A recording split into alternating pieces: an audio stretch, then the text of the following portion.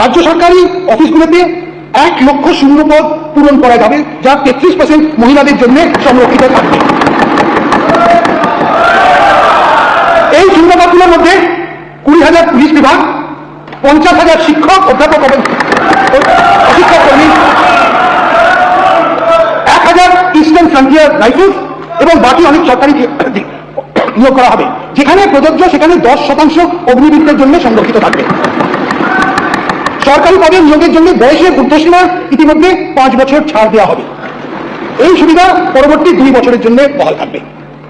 সরকারি নিয়োগকারী বিভিন্ন সংস্থাকে ইউপিএসসির ধাঁচে একটি প্রাতিষ্ঠানিক কাঠামোর মধ্যে আনা হবে। প্রশাসনিক সংস্কার এর অংশ হিসেবে নতুন জেলা, মহকুমা, পুরসভা ও অগ্নিনির্বাপন কেন্দ্র গঠন করা হবে। নতুন জেলাগুলোর মধ্যে থাকবে কলকাতা, বসিরহাট, সুন্দরবন, জঙ্গিপুর ও আরামবাগ। কাঠিতে একটা নতুন পুলিশ ডিস্ট্রিক্ট হবে।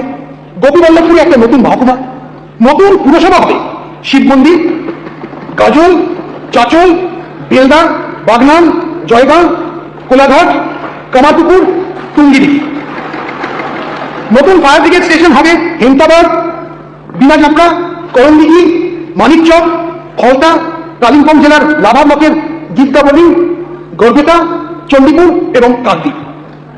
দার্জিলিংয়ের ডালি ফায়ার ব্রিগেড স্টেশনটাকে উন্নত করা হবে। কাঁথি 1 ও দেশপ্রাণ ব্লকের সংলগ্ন